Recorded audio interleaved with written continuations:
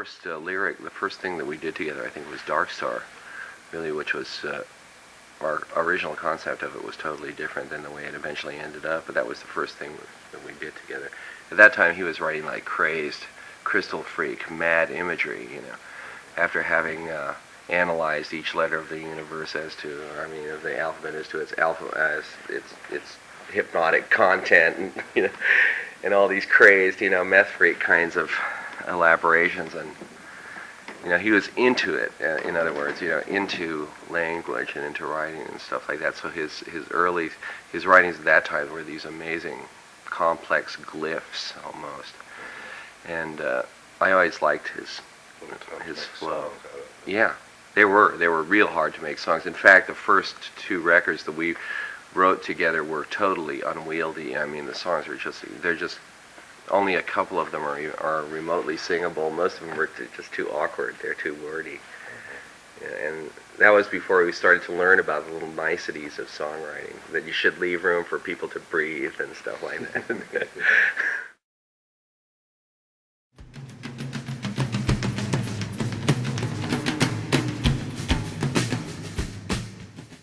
I think that things like the printed word and a lot of the spoken word and all those things, a lot of them are like complicated semantic traps of one sort or another. You know, English, the language, and all that.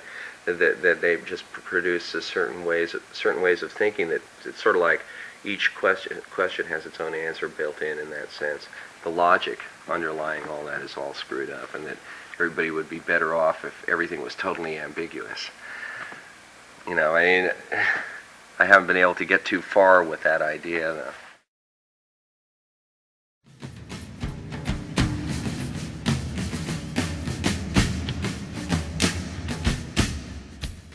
There's been nothing that equals that. For weirdness, the Grateful Dead has played some incredibly weird scenes all along, and some real nice, pleasant kinds of scenes. One time we went to France for the weekend. In fact, with Bill Ham.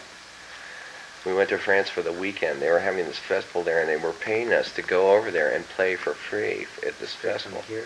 Yeah. So we thought, oh, sure, that'd be weird. Yeah, let's go to France for the weekend. And so we went there, and the festival was rained out.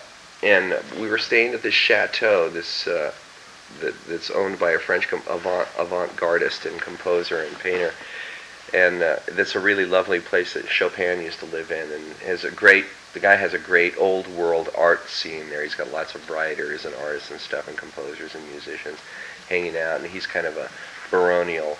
He's got a kind of a baronial trip going. You know, and so we stayed there, and it's real close to the little town of Auvers. Remember that Van Gogh painting, the church at Auvers? Real close to that, and so the festival was rained out, but there we were with all our equipment and all our stuff, and we wanted to do something. God, you know, we come all that way. It seems ridiculous to just get back on the plane and go home and do nothing. So we played, and this guy's, you know, outdoors for the townspeople over there, and they came. The mayor came, and the chief of police, and their families, and everybody had a real good time. A lot of people got high at that too, which was incredible. You know, with very few of us being able to speak anything but pidgin French, you know, and they didn't speak very much English or anything, but we all had a great time, you know, really a good time.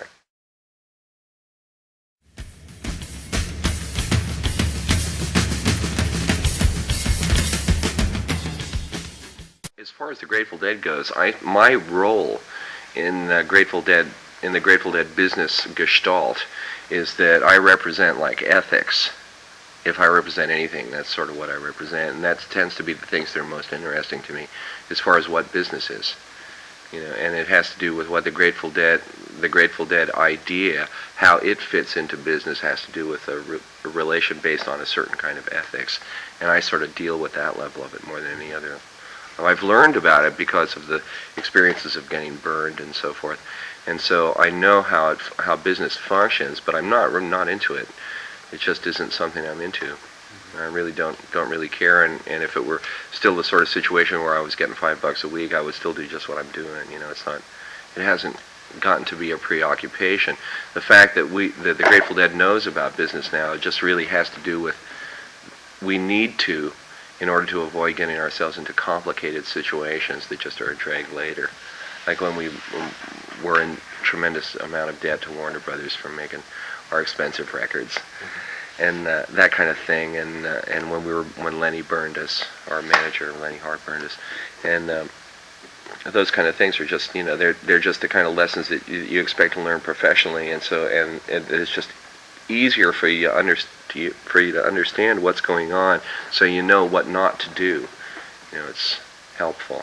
So I've learned about it sort of reluctantly, but my participation really only has to do with those certain levels. Is it right?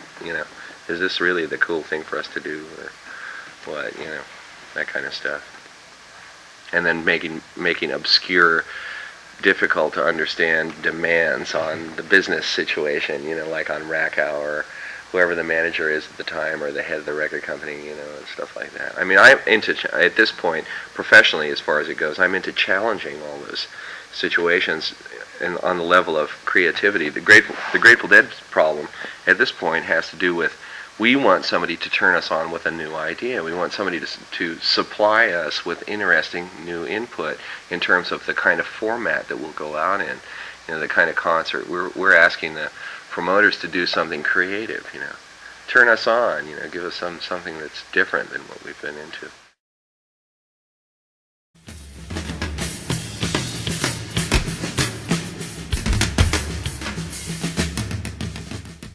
I always used to, when we played back in the days when we were playing with a lot of people on the same bill, or the standard 3-band format of the old Fillmore and stuff, I always used to go to the back of the room and listen to the band, because that would be, a lot of my playing really is structured on the basis of what I heard there, because I would say, oh, no, see, that guy is playing an SG, custom, and he's using kind of light, heavy strings in these amplifiers.